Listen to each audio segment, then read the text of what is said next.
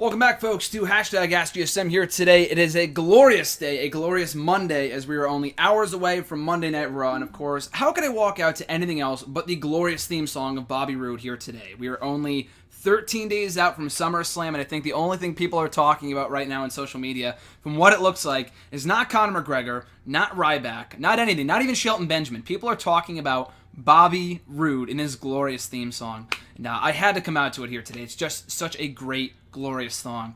But on that note, guys, as always, we'll get right into the questions here today. If you want to send in a question, be sure to tweet me on the Twitter machine at WrestleRant with the #AskGSM. Find me on Facebook. The page link is down below at facebook.com/graham.gsm.matthews. Leave a comment on the post I usually put up on Sunday nights or on the wall itself, or leave a comment in this very video down in the comment section down below. I'll be sure to include your question in next week's edition. So let's get down to this week's questions, starting with, I believe, Blue Eye Disorder, my brother Jason. Let me just get the questions all set up here.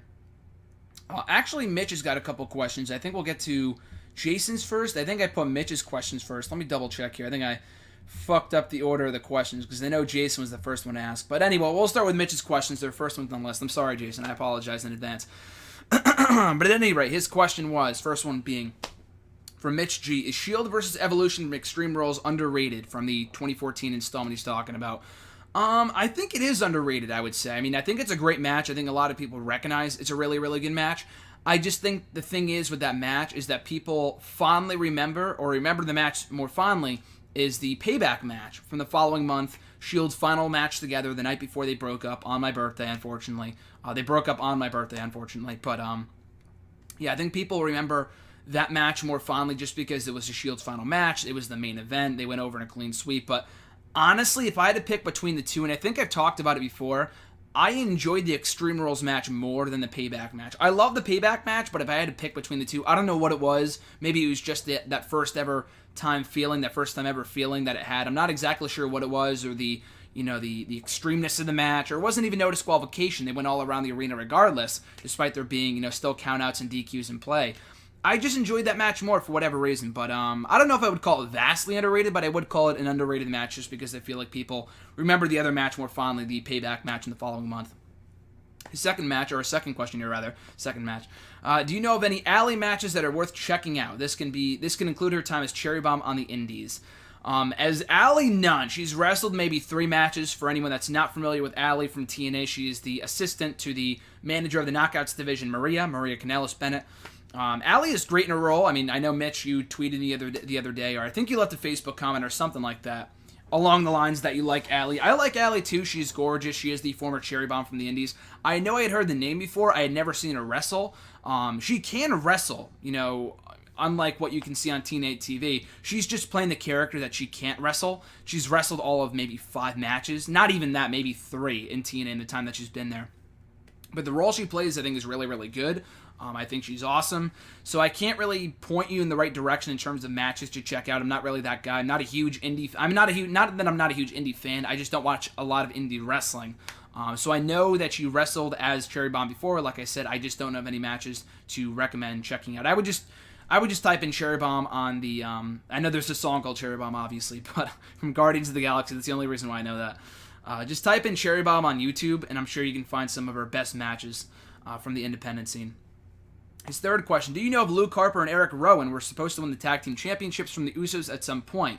They even attacked Cody Rhodes and Goldust after a match in the August 22nd SmackDown a few weeks before Night of Champions, and I kept hoping they would interfere during the Raw match where Cody and Goldust turned heel, but the attack was never mentioned on TV, and they weren't on TV again until November 4th. I don't remember that, not saying it didn't happen, but which is weird. I do remember a lot, but I don't remember that at all. The fact that they beat Cody and Goldust in the SmackDown before that happened. I kept on, when they turned heel, I was fine with it when Cody and Goldust, I know this isn't really your question, but I was fine when Cody and Goldust went heel just because it did set up, in my mind, and Cody would later admit to this in later interviews after he left the company, that I thought it would make sense once he broke off from Goldust the following year. That meant he could be the babyface, and that didn't really work out that way, and it allowed him to become Cody later on.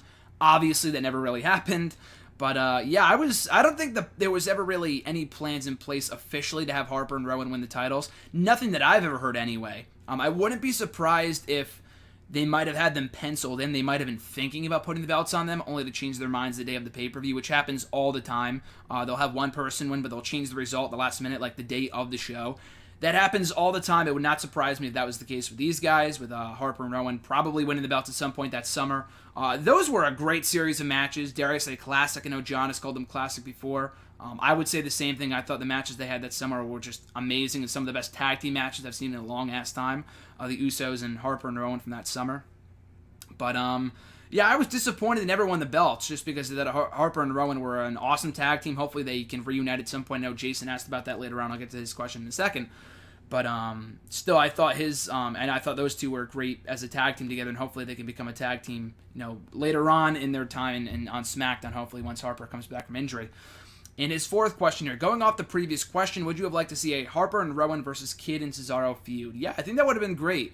I think if Kid and Cesaro did not drop the belts to the New Day when they did last spring, the spring of 2015, which worked out for the best, the New Day went heel. They became tag team champions. Their first reign wasn't really all that memorable, but they did have, obviously, they're still in the midst of their second reign as we speak, approaching that 1-year anniversary at SummerSlam. But let's say that didn't happen. Let's say the New Day did not win the tag team titles at Extreme Rules, and they held on to the belts. Kid and Cesaro did. That would have been great to see if Harper and Rowan, had they not gotten hurt, Rowan got hurt, that kind of put the end to the team for the time being, and that kind of sucked. But yeah, that would have been a great feat, I think, in ring-wise. Captain Sunshine's got a question here, and as I always say, as I said last week anyway, if you have any long-term questions, any long-form questions rather, like this one from Captain Sunshine, please limit it to one on YouTube, Facebook, whatever. I'll answer as many like short-term questions that you have, or rather short-form questions, like the ones I just answered. But if you have any long-form questions, like a paragraph of a question, please limit it to just one. I would appreciate it. But Captain Sunshine's one question this week is, I actually wanted to be positive and thought about asking if of the new era of Raw was what NXT would be if Raw and SmackDown had become Raw Classic. I guess they're both Raw Classic, and since this week's Raw had boring intro segments, bad comedy, distraction finishes, regurgitated matchups we've seen many times before, fun stuff being stamped out almost immediately, and a SmackDown guy on Raw 1 week after the guarantee of roster exclusivity. You mind if I ease back into the warm blanket of pessimism until the next time WWE convinces us they've changed? It's only 1 week. I had a lot of people telling me that right after the 1 week of the new era of Raw from 2 weeks ago, that amazing Raw, in my opinion, my favorite Raw in a long-ass time, that the night after Battleground 2 weeks ago. As amazing as that was, as many people said, and I have to agree, as positive as I try to be, I have to agree with this statement. It's not a negative statement, it's not a positive statement, it's a realistic statement here, that it's only 1 week. You have to give it time. You can't really determine if that was the greatest Raw of the year. I mean, not financially, but I mean long-term. Did it really kick off a new era in WWE? We can't really determine that until later on down the line, weeks, months, years, until, it's become the past. So, I mean, technically it already is the past, but you know what I mean, until it becomes a historic, part of history. I guess a significant part of history. But it's only 1 week. I thought last week's Raw, I think you're just kind of being pessimistic there. I think the last week's Raw wasn't amazing. Obviously, it was nowhere near as good as the week prior. That kind of goes without saying, just because you can't really beat that week. You can't really beat that episode of Raw. But I thought it was a good episode overall. I mean, I can kind of see what you mean for a few of the things that you said. The distraction finishes and whatever, but I thought overall it was a good show. SmackDown was even better, but I do think WWE has changed some of the ways, maybe not entirely, but I think a lot of the things they did promise, and I think a lot of the changes they implemented on the night after Battleground a few weeks ago are still in place, like the squash matches, the new theme song, the new look of the show, the camera angles, the commentary is significantly better on Raw. SmackDown is still a work in progress, JBL.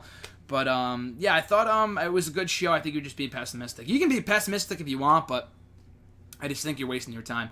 Emmanuel A's got one question here as well. On the Raw after King of the Ring 1998-97 winner, King of the Ring winner Triple H challenged Owen Hart and Ken Shamrock to a triple threat to decide who is truly the King of Kings. 18-year spoiler alert, Ken Shamrock pinned Triple H, meaning Ken Shamrock is, as far as kayfabe is concerned, is the real King of Kings.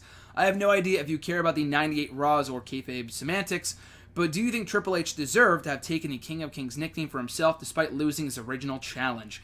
I had no idea about that, honestly. I don't really care about the 98 Raws, to be quite honest with you. Not to say I won't answer this question, but I don't watch the 98 Raws. I might watch them at some point, but just from what I've seen, I don't really care about them just because Not that I'm a huge, not a huge Attitude Era fan. It's just, I don't know. I watched those Raws back, and unless you were a fan at the time, I feel like it's a lot of shit just all together. There were not a lot of great matches and whatever, compared to today. Not to say it wasn't great TV, because it absolutely was, but that's another discussion for another day.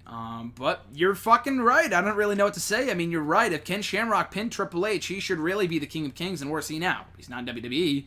Owen Hart's dead, so I guess that makes Triple H by default still the King of Kings in WWE today, but you're absolutely right. I mean, I don't know why they would do that, to be quite honest with you. I mean, I guess they didn't know that Triple H would go on to become as big as he was. I don't really know, but that is weird that Ken Shamrock would win that match, considering even at that point I assumed Triple H had some power, not the power that he has today, but I think even by that point he was dating Stephanie, or maybe not. I don't think so, actually. I don't know if they would start dating until 99.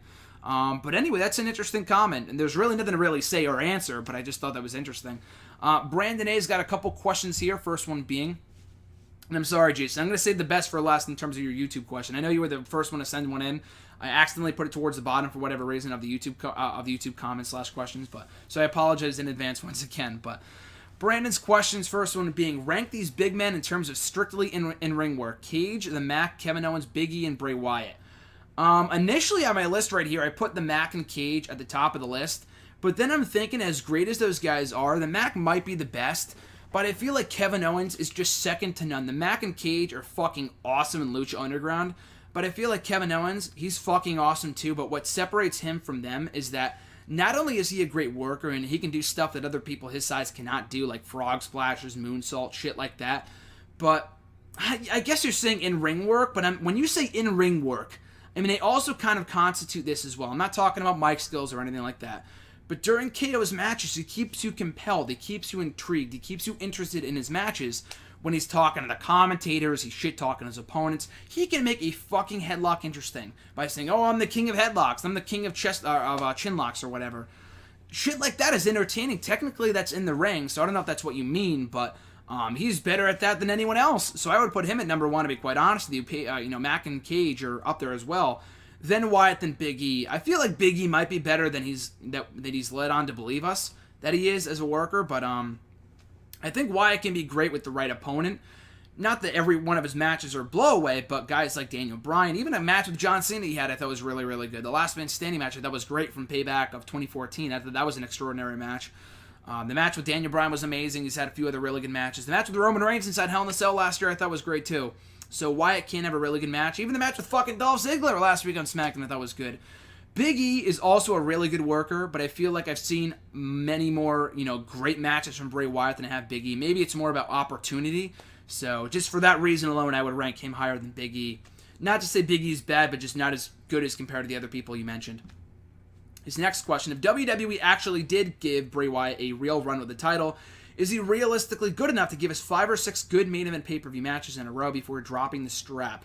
You know what? That's a really good fucking question, just because people have shit on him before. Character work is character work. His mic work, yes, has grown stale and whatever, in some aspects. But his in-ring work is also kind of a question mark, too, because he is a really good worker. I haven't seen a terrible Bray Wyatt match. I'm sure there's been... actually, I take that back. The match with John Cena from Extreme Rules a couple weeks ago was fucking terrible. Not just really his fault, but more so interference from Harper and Rowan. And it just didn't really work. Him and Cena just did not have great chemistry together for whatever reason. They had that really good Last Man Standing match, with that aside. They just did not have awesome in-ring chemistry together for whatever reason. But regardless, I think 5 or 6 good main event pay-per-view matches... I don't know about that. I mean, you could put the belt on Wyatt for a time, maybe for 2 or 3 months, and you get 2 or 3 pay-per-view matches out of it. But again, if you put him up against the right people, I think he can have a really good run with the title. He can't be facing the fucking Big Show, or Kane, or fucking... even if it was Baron Corbin, I feel like those two would have a boring-ass match. So that kind of goes without saying, too. But if you put him in the ring with compelling challengers, like Dean Ambrose, those two didn't have the most amazing matches a few years ago, but they were still pretty good.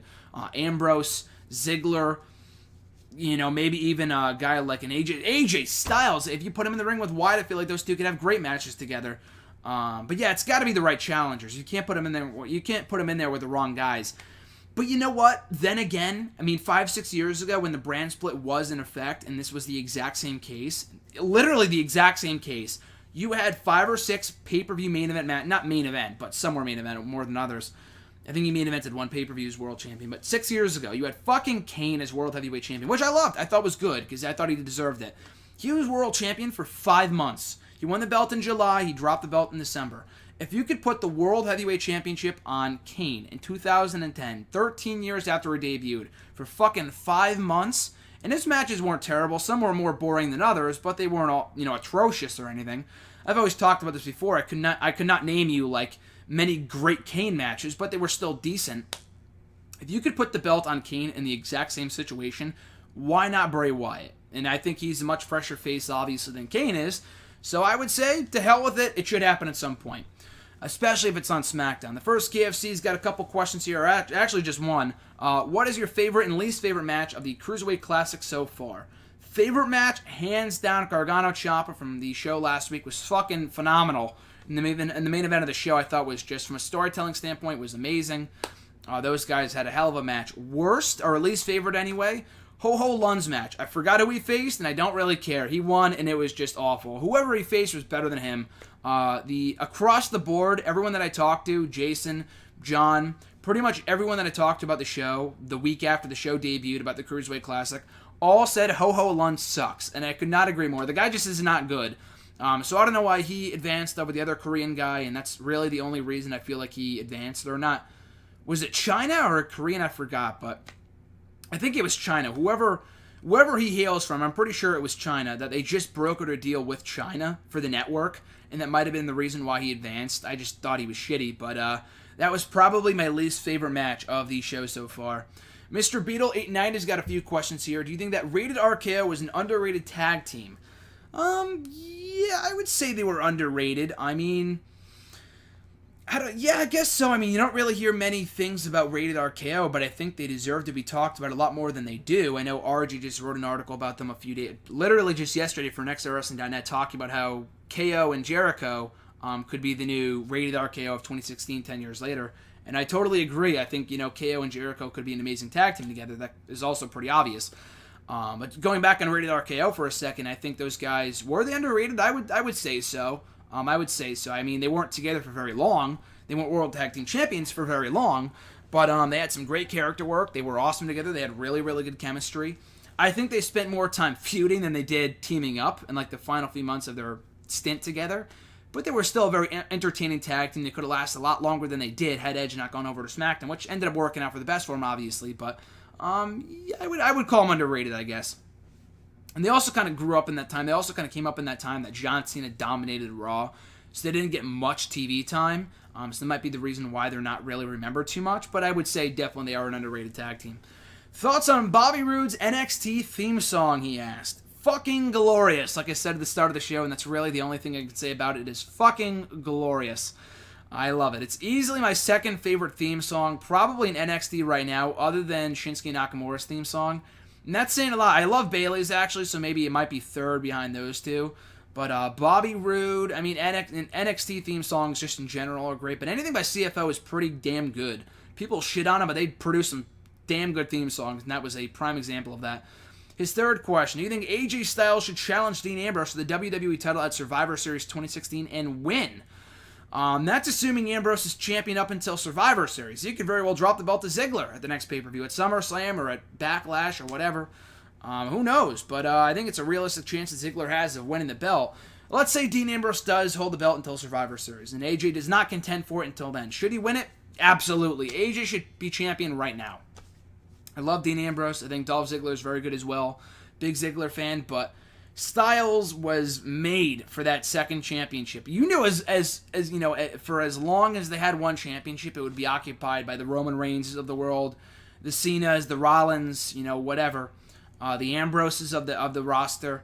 But as soon as they declared that there would be two world championships, one for SmackDown and one for Raw, you knew as soon as they announced that Styles would be holding one of those two championships before long. And that's going to become the case. I honestly believe he will be world champion before the end of the year.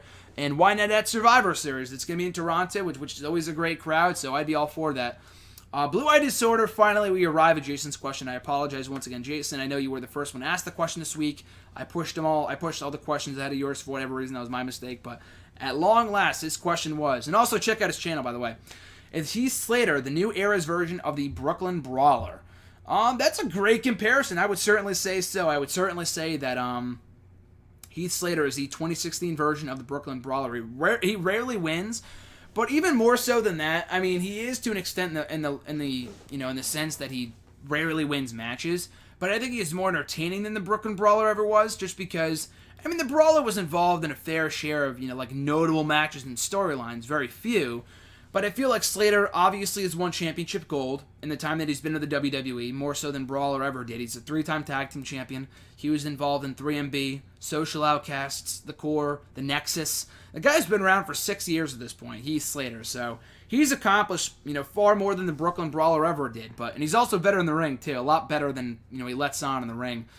But that is a valid comparison, though. I do like that comparison. His second question, do you think Luke Harper would do better on Raw or SmackDown, and why when he gets back? When he gets back from injury? Probably SmackDown, because like I said, if they're going to reunite Wyatt and Rowan for right now, then why not just bring Harper back into the fold? I could see them pushing Strowman on his own. I'm fine with that. I would rather just do Rowan and Strowman as a tag team, but I guess they really are determined to make Strowman a single star for some reason. He's not awful. He's going to get better, I think. But anyway, I would just put Harper on SmackDown because regardless of whether he's with Rowan or not, and he's just on his own, he's going to do awesome. And I totally agree. Jason and I were talking about this a while ago, that Harper should not have gotten fucked over a couple of years ago when he was Intercontinental Champion. Remember that? He was champion for like a month. He lost every match he had as champion. No joke. He lost every fucking match that he had while he was the Intercontinental Champion. Did him no favors. Did the belt no favors. And no one really cared. And the guy's a great goddamn worker, so he should be champion right now, a mid-card champion right now, but he's hurt.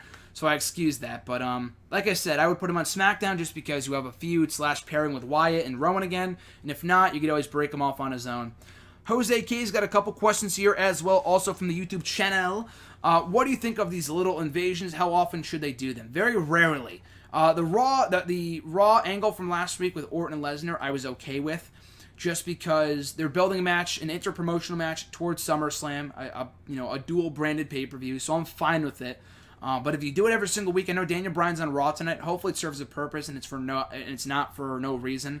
It should hopefully serve a purpose. They can't do the shit every single week. For right now, I'm content with it just because SummerSlam is right around the corner. But beyond that, they should not do the shit all the time, if really ever. If you space it out as often as you possibly can, it's going to make that brand split mean that much more in the end. So again, do the little invasions when they matter, when it means something and not just at fucking random, just because they feel like it. Is Dean Ambrose the next Stone Cold Steve Austin, i.e. he just doesn't care, he says fuck it and does what he wants, etc.? No. I think there is a little bit of Stone Cold in Ambrose. I don't think he's the next Stone Cold Steve Austin. I do think there's a little of Stone Cold, a little Brian Pillman, a little Roddy Piper and Dean Ambrose. I don't think he's full-on Stone Cold Steve Austin, nor should he be. I think Ambrose is his own guy. He's kind of, solidified his own legacy, cemented his own legacy in the WWE, so he really is the first and only Dean Ambrose.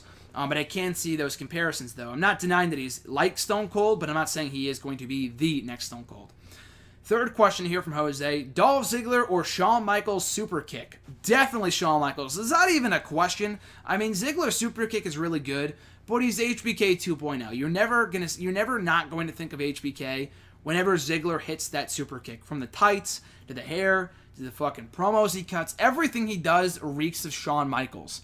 Not that that's a bad thing. If you're going to impersonate anyone, it might as well be the greatest of all time. But Shawn Michaels hit a super kick like no one else could, so obviously HBK in that case. And his fourth and final question here. Should WWE do like real sport drafts and draft prospects every year instead of the debuts being random? I like that idea a lot. I like what they did this year with the NXT call-ups in the draft. I don't know how they came up with 6 rather than 5 or 7 or whatever. I don't know where that number came from. But I do like the idea of drafting people from NXT every year. Now, the thing is that if you're going to do that every year, like you said, because I'm not really familiar with actual sports. I'm not a sports fan. Obviously, I know of baseball and football. I'm not an idiot. I don't pay attention to the NBA draft or the NFL draft or whatever the fuck else there is. But that being said, I do know of like how they draft prospects like out of college, their teams and whatever. It's not like, fucking Derek Jeter, who I know is retired. I'm not that outdated. But it's not like he's on the Yankees for X amount of years, and then all of a sudden he gets drafted to another team. People would be outraged in the middle of their season and whatever. That makes no sense. But yeah, no, I do like that idea, but it's got to be done right. Like, I understand why they did what they did this year with the call-ups with people like, you know, Balor, and which was to be expected, and no one had an issue with that. But people like Nia Jax, Mojo Rawley, like, why in storyline would you pick Mojo Rawley and Nia Jax over people like, you know, a Shinsuke Nakamura or Samoa Joe or an Asuka or Revival? You know, it made zero sense. But so if you're going to do what you're saying they should do, which I agree they should do, but then again, you can't bring up the best of NXT every single year, because what is NXT left with? You know, in the meantime, like, they have great long-term projects like a No Way Jose or a Liv Morgan, but if you call up the best of the best from the get-go, then you're left with those people in the meantime, which NXT has no star power for the next few months until they can build up those people. So I do like the idea, but I don't know if they can really do something like that with it being plausible, I guess. With, you know, knowing this company, I don't even think they would do it right, to be quite honest with you. Blake B has a question here. A few weeks ago, I asked you how is winning a belt in wrestling an accomplishment, even though it's predetermined, and you said it's like getting a promotion at your job. But I'm curious to know if it is also like winning an award for being a great performer, whether it's for inside or inside the ring or on the mic. Yeah, I guess. I mean, I guess winning a championship is, like I said a couple weeks ago, like, even though it's predetermined, what does it mean? It's like getting a promotion at your job. They know you're doing a great job, and they want to get behind you, so they're putting more money on you. They're putting more money behind you. You're getting paid more because you're doing great work. Or they think you can be a big, valuable asset to their company in due time. That's basically what it is in my mind. It is also kind of a reward for great in-ring work and mic work at the same time. But I feel like if you're always going to give a championship to the best worker on the roster, that's just not the case. You know what I mean? They didn't give the world championship to Roman Reigns because he was the best wrestler on the roster. They gave it to him because they thought he could be the next guy, and he still might be in time. But they gave him the belt because he had the right look. They wanted him to represent their company. They wanted to promote him to that next level because they feel like he can be at the next level. Guys like AJ Styles was not the champion. Despite being the best wrestler on the roster at that time, he was not the champion because it didn't really fit in well with their storyline plans or their promotion for Roman Reigns, their push for Roman Reigns or whatever. The timing was just not right. So, yeah, it is in some cases a little reward for having great mic work or great in-ring work, but it's not always you get a championship because you're the best wrestler on the roster or you're the best talker on the roster. If that was the case, AJ would have been a 5-time world champion by now. But I do see your point, though. Marcus has got a couple questions here. First one being, how would you approach giving the club a title shot against the New Day at SummerSlam, seeing as though they lost them on Raw last week? How would they earn that title shot? Well, you asked the question last night, or you put that on the Facebook page last night, and they just literally announced this morning that New Day is facing the club for the belts at SummerSlam for no apparent reason. I didn't read the article, but I assume that the storyline purpose, the storyline explanation, is that the New Day accepted the match and they want to face the New Day, or they want to face the club at SummerSlam. But you're right. I mean, I complained about this on the show last week on Wrestle Rant Radio and the Cruise Control podcast. Check out both shows, by the way. But I complained about it last week in that if you beat the club in literally 2 minutes, clean, by the way, fucking clean, I don't care if they kill them afterwards. They just beat these future challengers to the belt in 2 minutes clean. Why do I have any incentive to think that they're going to beat them again in 2 minutes clean at SummerSlam? You know what I mean? So I feel like from a storyline standpoint, it was so stupid to do that. And I know it was a fluke victory, that's what they're going to call it. But unless, like, I could see a count-out finish or a DQ finish. The club got beat in 2 minutes on Raw. Clean. No distractions, no interference. Clean. So I realized the New Day accepted the title shot, and I'm happy for the match. I'm looking forward to it. I think it can be really, really good. I'm just wondering, like, why that would make sense. So I can't really answer your question because apparently they already made the match official for the pay-per-view.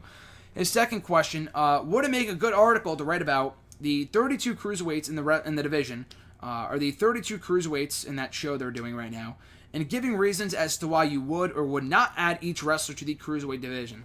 That is a good article idea. I don't know if I would do all 32 guys, just because I don't remember every single one of them from the show. We saw 16 matches, I guess. 16 matches in total over the past month. I don't remember every single one. I don't remember every single competitor. Maybe if I started from the beginning. And that's a lot of people. That's a lot of people, too. 32 people is a lot of people to analyze. For what it is worth, I did write an article about a month ago, about 3-4 weeks ago, for the website for nextdorwrestling.net, talking about the people that I would keep an eye out for in the tournament. People like Cedric Alexander, Rich Swann, Brian Kendrick, guys like that, Johnny Gargano. So, yeah, I feel I did that article, so if you want to check that out. I would not do all 32 people, but maybe for somebody else that'd be a good idea, though I just don't have the time. Would Bob Backlund have made Darren Young great again if he became a part of a successful tag team instead of singles competition? Maybe. I mean, they're still in the process of making Darren Young great again, so I don't want to speak too soon. But I would be on board if he did manage the Primetime Players, which is obviously impossible at this point because they're apparently feuding now, but I think that'd be cool. O'Neill's not doing anything right now. Young's not doing anything right now, apparently, unless with each other. And I'm not trying to make a gay joke, and Darren Young is gay. I'm not trying to make a joke, so get off my ass for that. Anyway, I'm just going to completely forget I said that. Just get your mind out of the gutter, people. They're just, doing that feud with each other right now is what I meant to say. So, that being said, if that not happened, I would have put them in a tag team together and have Bob Backlund be their manager. I feel like that'd be very entertaining. The Primetime Players did have that manager with, what's his name? AEW about 4 years ago, almost exactly 4 years ago. The guy got cut for the whole Kobe Bryant comment that he made. I'm like Kobe Bryant. What did he say? Titus O'Neil is like Kobe Bryant in a Colorado hotel room. He's unstoppable, which was hilarious. Very tasteless, but it was hilarious. So I would have done that. I would have put Backlund with Young and O'Neil, but obviously it's too late for that now.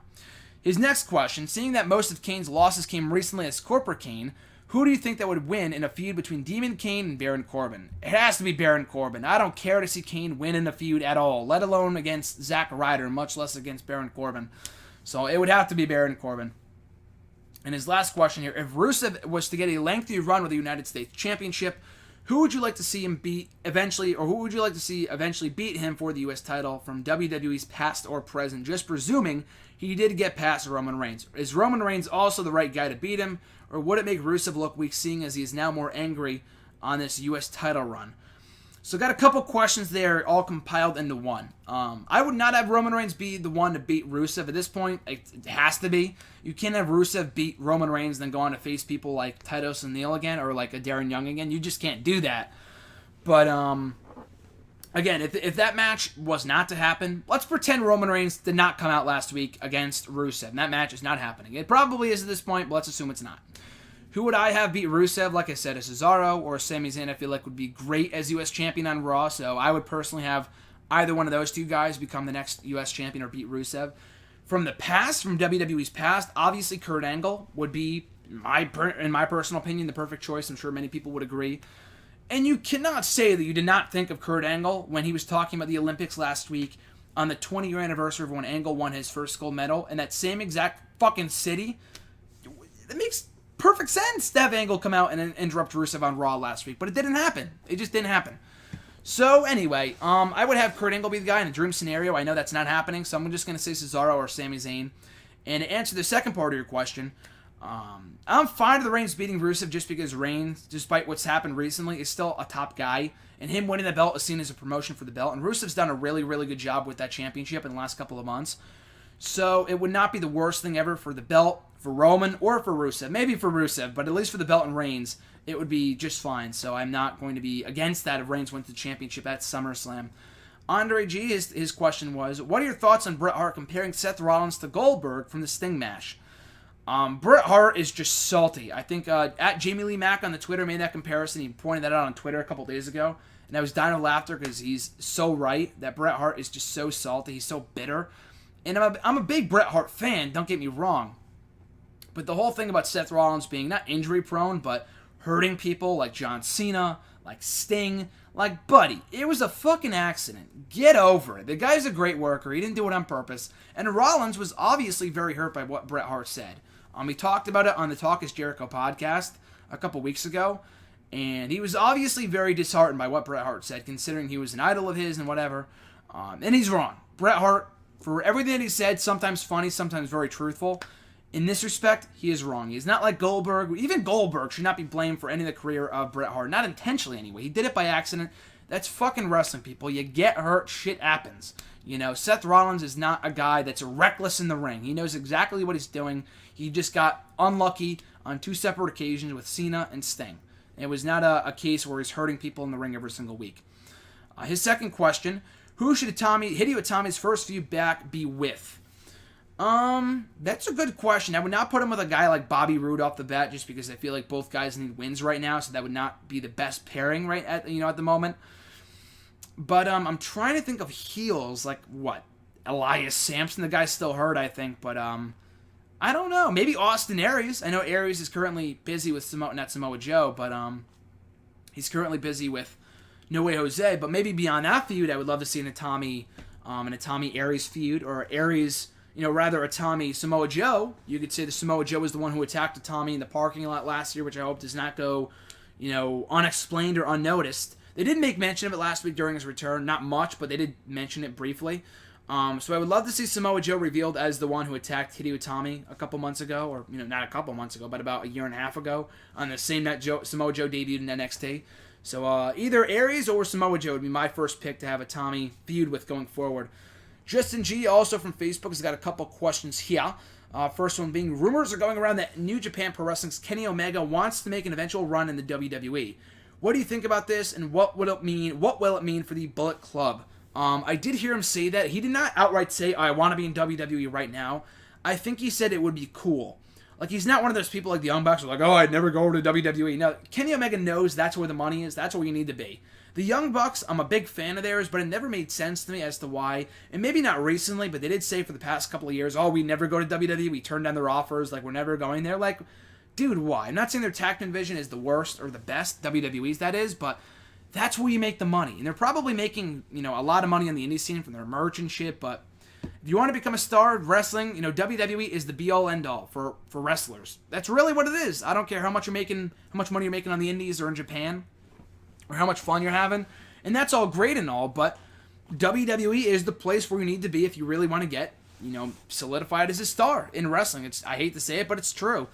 Other than WCW's gone, so really WWE is the place to be. But anyway, for Kenny Omega, from what I've seen of him on the Wrestle Kingdom show from last year, I forgot who he faced, but he had a great match there. And every time I've seen him on Ring of Honor TV or in the Ring of Honor pay-per-views, he's always been really, really good. So I would love to see him at some point in the WWE. I don't know if he'd be the cleaner like he is in New Japan, or in the Bullet Club, but he'd still be really a great addition to the roster, whether it be NXT or the WWE main roster, whatever. What would it mean for the Bullet Club? I don't think he's coming over anytime soon, so the Bullet Club might not even be a thing by the time he comes over in like a year or two from now. So, I mean, I hate to say it, but the Bullet Club might be over by that point. They're still kind of, not worse off, but they're not as hot as they once were maybe a year or two ago. So, by that point, I don't even think it might be really an issue. And he might not even want to come over until the club is, or the Bullet Club is no more anyway. Who knows? His second question, looking into the Cruiserweight Open, the WWE are currently signing talents from the tournament to be a part of their Cruiserweight division for Raw. When they bring back the Cruiserweight title, who do you think the champion should be? I think it should be Neville. I agree. I feel like Neville is not on Raw for no reason. It's not like they put him on Raw like, eeny, meeny, miny, mo, let's put him on Raw.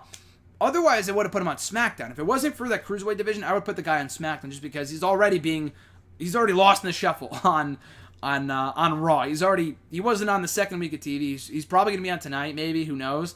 But he came back week 1. He didn't really impress me. He had a decent match against Curtis Axel. He won the match. Wasn't on Raw or mentioned the next week. So, he'd be better off on SmackDown, but with the Cruiserweight division coming back, I feel like he is the perfect guy to lead that division. So I agree. The first champion should be Neville, and then you could pass off the belt to guys like Ibushi, Cedric Alexander, people like that. The next question of his, do you think the WWE is slowly trying to kill off the Bullet Club by signing all their members like they did with Gallows, Anderson, Styles, and Balor, and now eventually Kenny Omega? No, I don't think that's their case at all. Not that the WWE doesn't know, or not that they don't know, obviously they know, or doesn't care about the Bullet Club.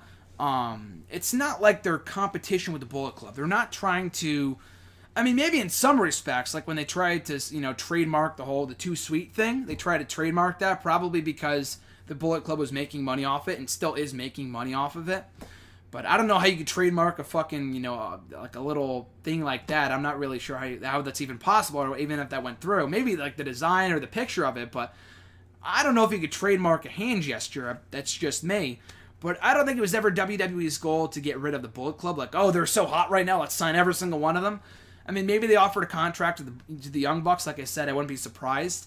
But I think it's more a matter of choice. I think they offered a contract to Styles. He wanted to go over. The timing was just right. Gallows, Anderson, same thing. Balor, the timing was just right. So I don't think it was ever WWE's intent to sign, or to rather to kill off the Bullet Club. They're really no threat to the WWE as one unit, maybe as a company, but not, New Japan, but never really as a unit. But yeah. So if they sign Kenny Omega, it really has nothing to do with like, oh, let's destroy the Bullet Club. If anything, I think it might be because of the Bullet Club that these guys got signed. From what I heard, from what AJ Styles said in a shoot interview right after he left TNA, WWE did not call him from the get-go. They didn't call him at all for a long-ass time. So it's not like, I really feel like he rejuvenated his career in New Japan, but it was because of the Bullet Club that he became a big star over in Japan. He would have been a star regardless, but it was because of the popularity of that group. Same thing with Gallows and Anderson and even Finn Balor. They might have come over to WWE eventually anyway, but it was because of the popularity and the momentum of that group that really catapulted them to getting noticed and signed by WWE ultimately. So it was never their intent, I don't think so anyway, to kill off the Bullet Club. I think it was because of the Bullet Club those guys got signed. At the Average Grunt, moving into the Twitter questions now. Looking at the entire NXT roster right now, who would you put on Raw and who would you put on SmackDown Live? So it's not like, and I know he responded to his own question and saying he would put all the top guys in one show or all the other top guys in the other show. I would not if you're saying I would not sign them all to separate shows right now, but if you're saying when Austin Aries gets called up, what show should he be on, then I would agree. This is what I mean by that. Hopefully that's what you meant by the question. I don't know where I would put Nakamura. I feel like Nakamura is a lot like Balor, where he's going to be a star regardless where he ends up. But if you're going to have Balor on Raw, I would put Nakamura on SmackDown. The Revival feel like a SmackDown team to me. I don't know why. I put them on the same show as the American Alpha just because they always have amazing matches, and SmackDown's tag team division needs all the help it can get right now. So I would put the Revival on SmackDown. I'm obviously a SmackDown guy, so I sound biased, and I am biased. Aries, I would put him on Raw. I mean, you could put him in the Cruiserweight division if you want, but I feel like he'd be better off on Raw just because I'm not going to stack SmackDown with all the NXT talent. But I would put Samoa Joe on SmackDown too. They really need a top heel right now, and hopefully they will turn either Ambrose or Ziggler, preferably Ziggler in the near future. You have Wyatt. Corbin's getting up there. Del Rio is nowhere to be seen. And you have AJ Styles, but you don't have many strong top heels for that show. So, therefore, I would put Samoa Joe on that show, and that's another fresh feud for John Cena in time for WrestleMania. So, I would, out of all those, that is the one I'm most sure about. Samoa Joe should be on SmackDown. It also keeps him and Finn Balor, away from each other for the time being as well, because they just got done feuding a few months ago.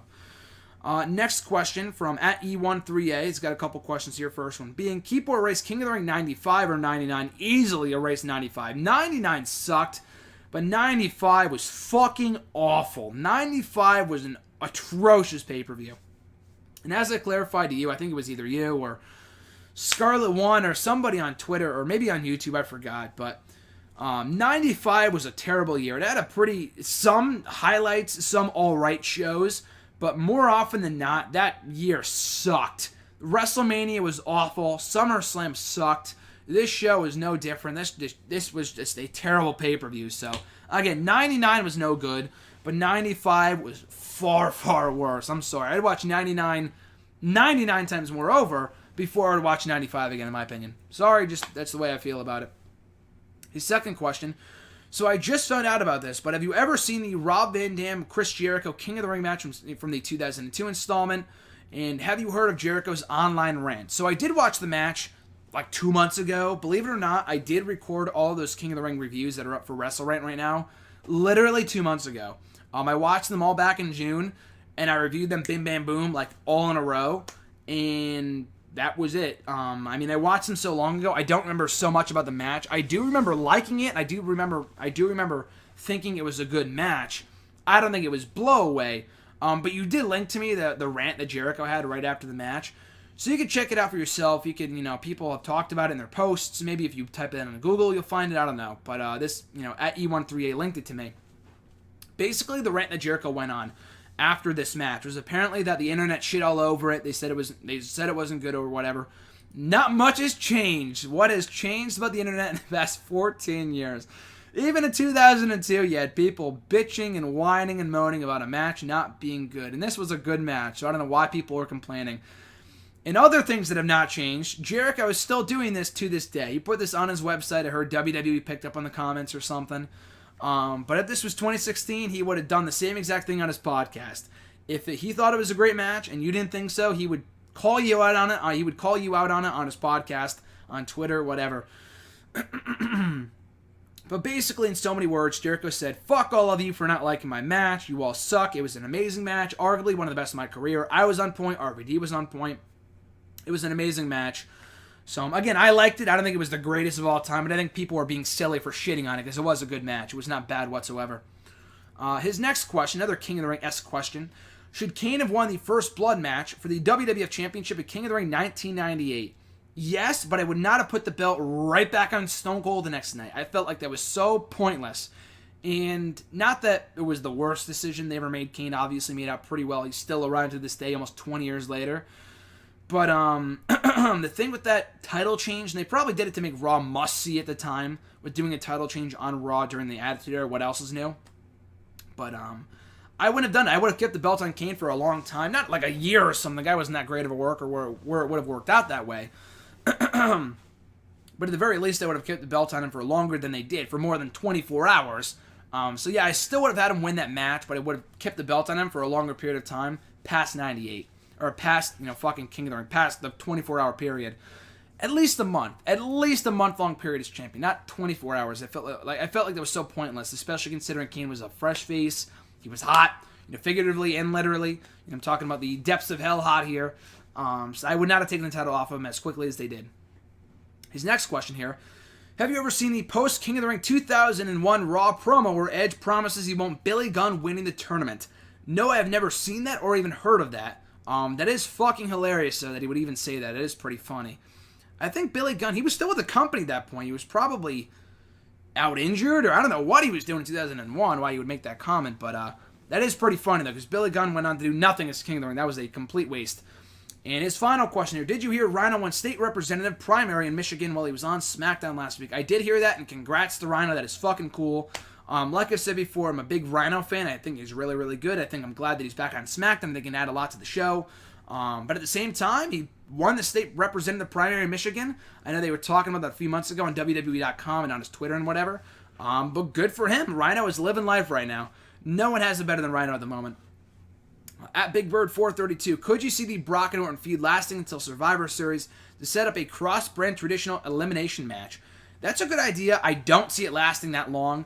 I mean, they could always pull a Taker Lesnar where, I don't know how it would really make sense because, unlike with Lesnar Taker, where they kind of left off on that questionable note at SummerSlam with the convoluted finish of their match and then picked up where they left off at Hell in a Cell, which was fine just because neither one of them feuded. They weren't even around in the meantime between the two matches. I mean, they made a few appearances, but that was about it. So with Orton, it's like, okay, he loses, presumably, hopefully, to Brock Lesnar at SummerSlam, and then he goes on a feud with AJ Styles for a few months, and then gets right back to feuding with Lesnar at Survivor Series. You know what I mean? I guess they did that with Wyatt, but they fucked over Wyatt, so I don't want to see the same thing happen to Randy Orton. So again, good idea. I just don't know how plausible that is. It's not like Orton's leaving after SummerSlam. I wouldn't think so anyway. I would hope not. But I don't know if you can do the feud for 3 months, just because Brock probably won't be around beyond SummerSlam until Survivor Series comes about in a few months. At Sean Markistic, his question was, is Heath Slater one of the best currently? I don't know if he's one of the best, but I think he is pretty damn good. I think he is underrated as a worker. I would not put the World Championship on him or anything, but I feel like that promo he cut on SmackDown a few weeks ago was actually really, really good. And I feel like I said, he is underrated and a lot better than people give him credit for. Second question of his, push repackage release, Apollo Crews, Kalisto, and Corbin. I would push Apollo Crews, I've said it before, but I feel like he has star written all over him. He will be world champion at some point, in my opinion.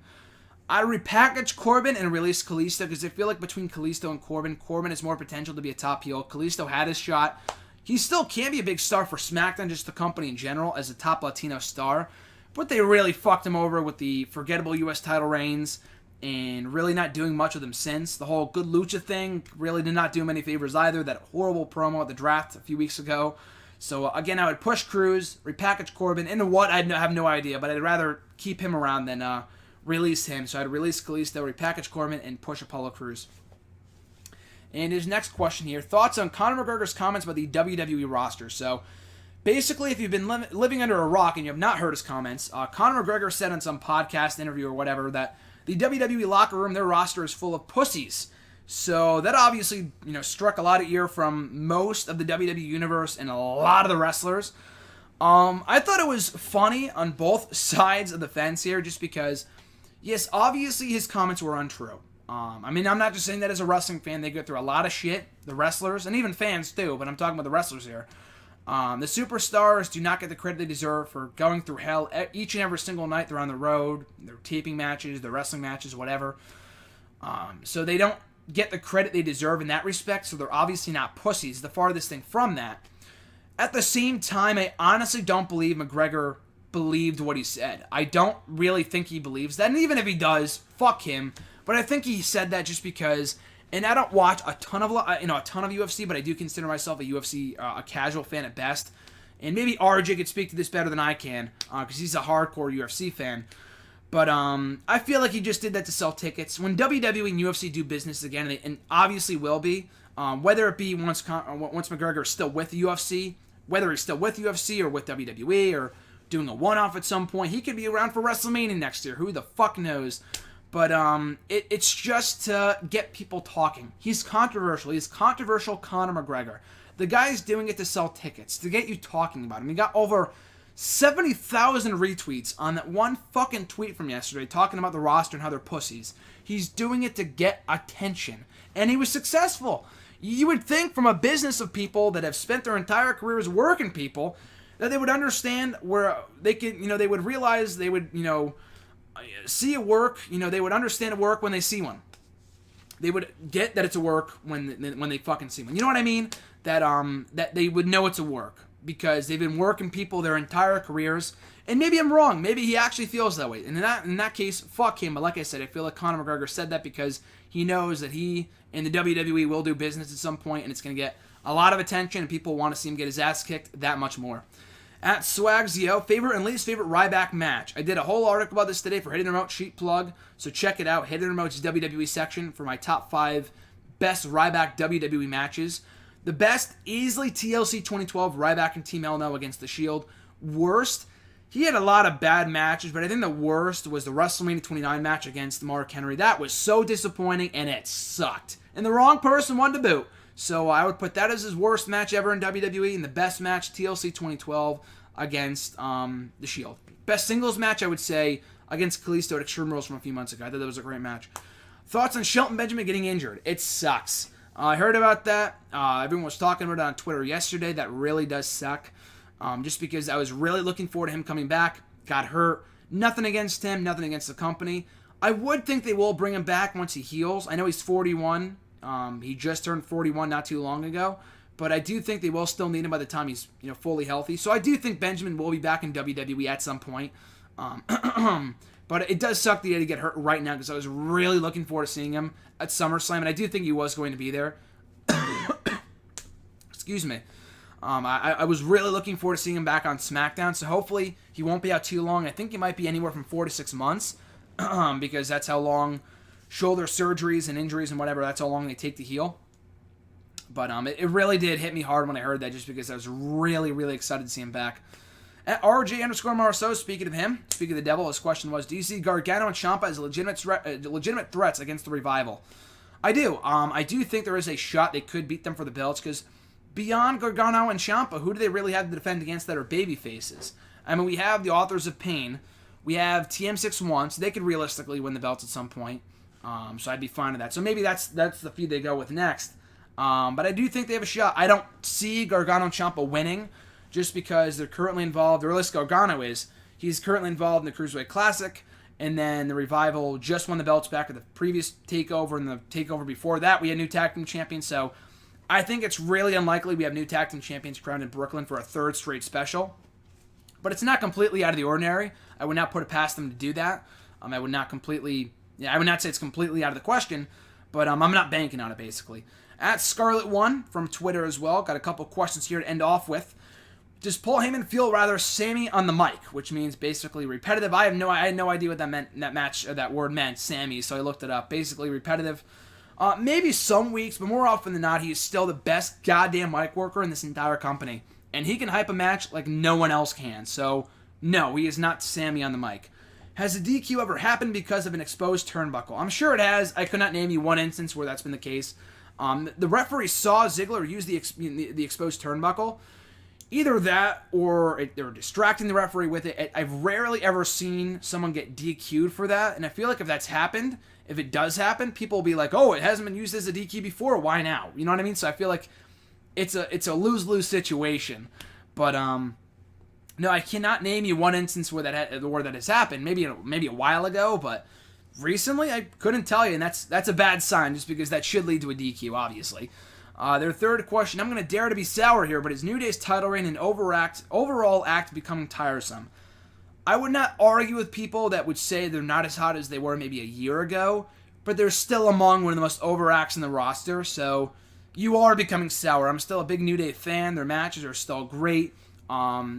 Regardless, whether you love them or loathe them, they were probably going to drop the belts to the club at SummerSlam anyway, so good news for you, I guess. I'm totally fond of that too, because I feel like the club's time is now to become tag team champions.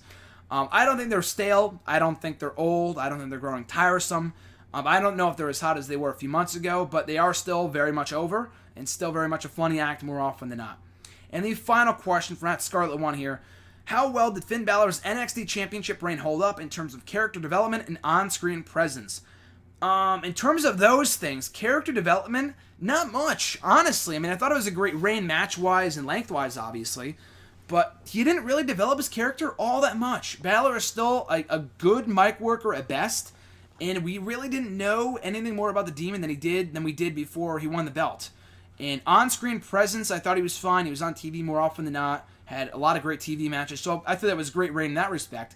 But you make a good point. Character development-wise, it was not an amazing reign just because he really did not develop as a character all that much. He could have been called up in the main roster right before he won the belt, and not much would have been different. He still would have been a big star regardless. But I just think in terms of a character, developing his character as NXT champion, we really did not know much more about him afterwards than we did beforehand. So hopefully we can kind of work on that issue now that he's on the main roster. So that being said, guys, that is it for #AskGSM, for today. As always, if you want to send in a question, be sure to tweet me on Twitter at WrestleRant with #AskGSM. Find me on Facebook at facebook.com/Graham.Matthews. Leave a comment on the post I usually put up on Sunday nights or on the wall itself. And last but not least, be sure to leave a comment down below in the comments section with your question. I'll be sure to include it in next week's edition. So next week's edition, obviously, is the go-home show before SummerSlam, which I will obviously be in attendance for, TakeOver as well, and hopefully Raw 2. All three, it's going to be No Sleep Till Brooklyn. I'm pumped. I'm amped. I am just ready to be at Brooklyn right now. That's all I could say. But I'm looking forward, and hopefully you guys are as well, given what's going to be a stacked show. It's given what's been confirmed so far. It should be an amazing event, to say the least. So until next time, guys, have a glorious week to go full circle. Enjoy Raw tonight. I'm Graham GSM Matthews, and I'll catch you folks down the road.